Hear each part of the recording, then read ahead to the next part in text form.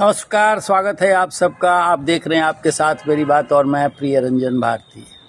Bharatiya Janata party की प्रदेश इकाई के नए अध्यक्ष नियुक्त किए गए हैं दिलीप कुमार जायसवाल। दिलीप जायसवाल कोई नया नाम नहीं है, ये 5वीं बार बिहार विधान परिषद के सदस्य के रूप में अभी सेवारत हैं और साथ साथ बिहार सरकार के भूमि सुधार राजस्व मंत्री भी हैं। लेकिन अब इस दायित्व के बाद सरकार के मंत्री पद से उनकी विदाई निश्चित हो गई है। अब वो पूरी तरह से पार्टी के प्रदेश अध्यक्ष की कमान संभालने के बाद संगठन की जिम्मेवारियों को निभाएंगे और निर्बाध गति से पार्टी को आगे ले जाने के अभियान में जुट जाएंगे। दिलीप जायसवाल ने पार्टी अध्यक्ष पद की जिम्मेवारी मिलने के साथ ही जो पहली प्रेस कॉन्फ्रेंस की है, पहली बार जो विधान परिषद में उनका स्वागत किया और बधाइयों का सिलसिला जिस तरह से उन्हें मिला है, उस दौरान उन्होंने मीडिया से बातचीत करते हुए एक नई बात कह दी।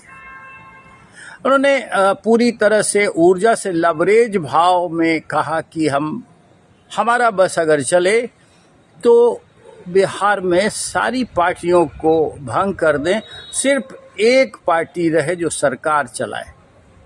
सरकार चलाने की जिम्मेवारी वाली ही एक पार्टी रहे और उसे ही लेकर के आगे बिहार के विकास की गाथा लिखी जाए। अब ये तो बड़ी अनहोनी है, लेकिन उनके ये अपने निजी विचार हैं।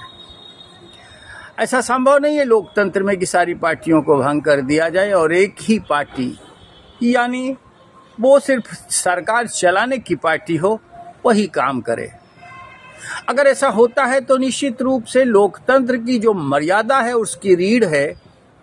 लोकतंत्र में विपक्ष को भी उतना ही महत्व दिया गया है और राजनीतिक पार्टियों के मेलजोल और उनके ढांचे के साथ जब सरकार बनती है तो सरकार निरंकुश ना हो जाए, इसलिए विपक्ष को भी जिम्मेवार बनाया गया है ताकि नुक्ताचीनी होती रहे और सरकार की कमियों को स्पष्ट करके उसे बिल्कुल ठोक बजा बढ़िया बनाया जा सके। दिलीप जायसवाल के ये विचार पार्टी हो सकता है पार्टी इस पर सहमत न हो।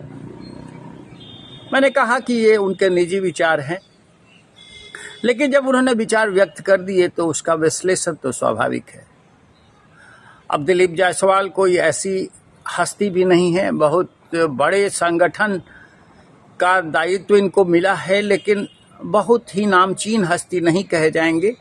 भारतीय जनता पार्टी में खास करके जो उत्तर बिहार का कोसी इलाका है, पूर्णिया प्रमंडल का इलाका, उसमें इनकी पैठ है।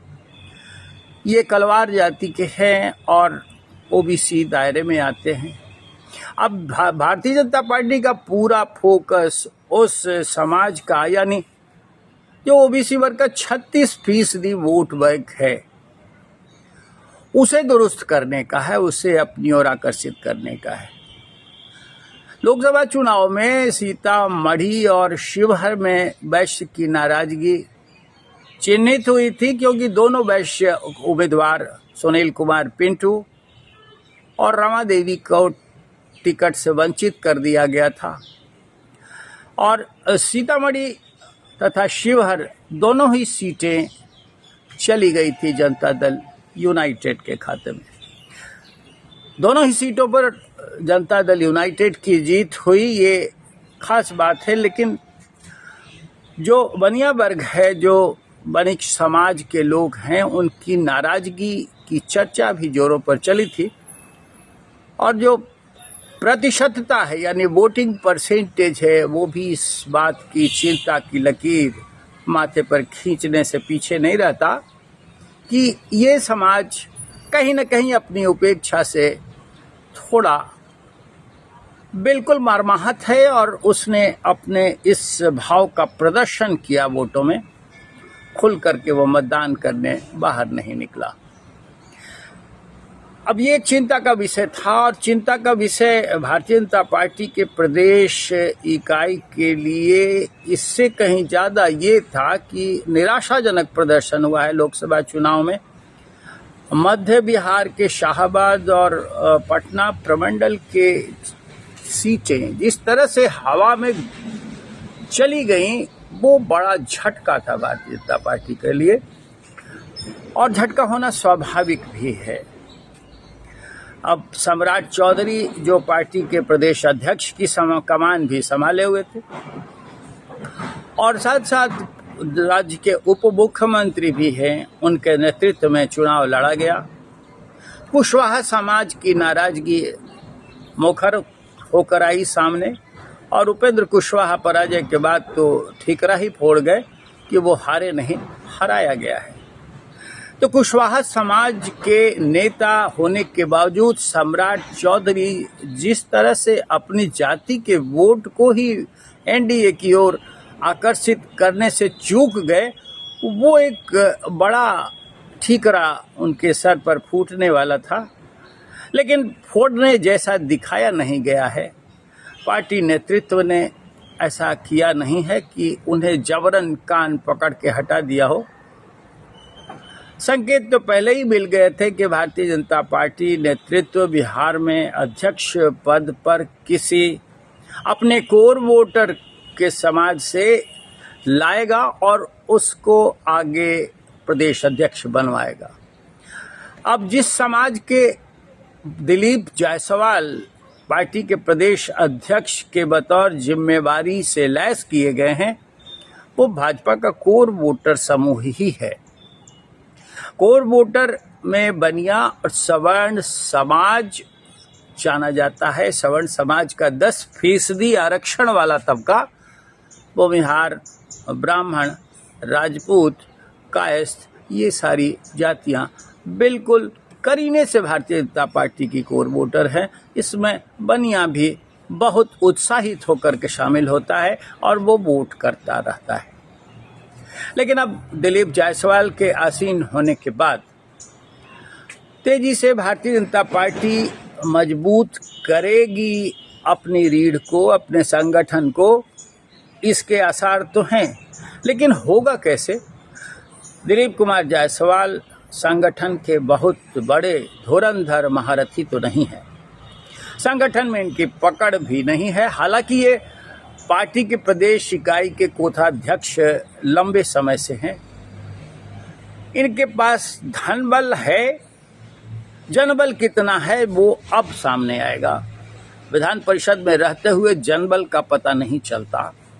जनबल का अंदाजा तभी लगता है जब संसदीय चुनाव में कोई उतरे और संसदीय चुनाव को आगे बढ़ाने के लिए नेपथ्य में कोई काम करे, तब ये साबित होता है कि जनबल यानी जनता का समर्थन, जन समर्थन कितना है उसके साथ, कितना बड़ा समाज उसके साथ चलने को तैयार है।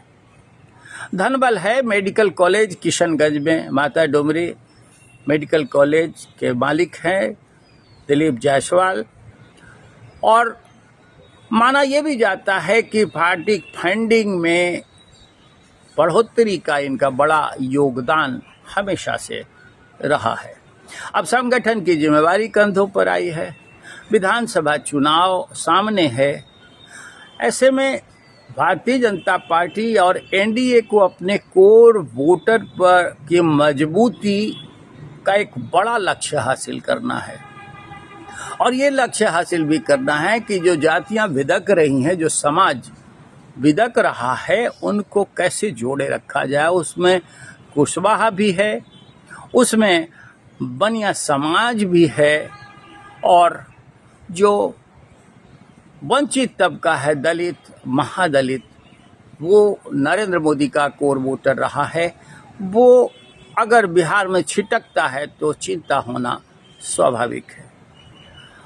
अब ये चिंता हमारी नहीं है, इसकी परवाह भारतीय जनता पार्टी को करनी है और प्रदेश नेतृत्व की कमान संभाल रहे दिलीप जायसवाल को करनी है।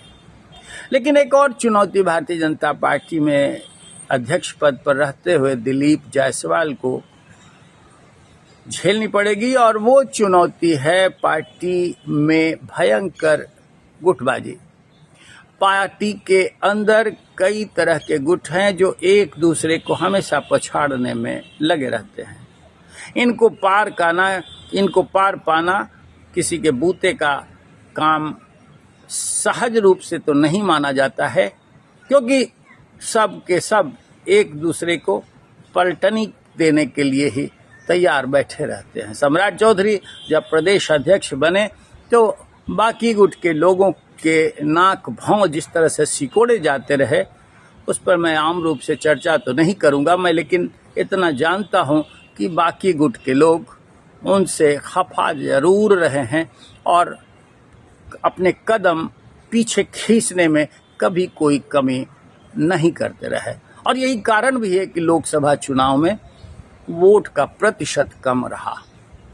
लेकिन अब दिलीप जायसवाल पार्टी के नए अध्यक्ष बने हैं, जिम्मेदारी बड़ी है। सब बधाइयाँ दे रहे हैं, मेरी ओर से भी उनको बहुत शुभकामनाएं और बधाई। अब देखना महत्वपूर्ण होगा कि विधानसभा चुनाव में भारतीय जनता पार्टी सीटी बजाते हुए कैसे बम्पर जीत हासिल करती है, और जो लक्ष्य के नेतृत्व ने प्रधानमंत्री नरेंद्र मोदी और अमित शाह ने इन्हें दिया है, उसमें कितनी सफलता से ये झंडा गाड़ पाते हैं, आप भी देखिए। लेकिन हमारे वीडियो पर आप प्रतिक्रिया देना मत भूलिएगा। और हाँ, अगर सब्सक्राइब नहीं किया होगा तो हमारे चैनल को अभी सब्सक्राइब कर लीजिए। फिर मिलते हैं, नमस्कार।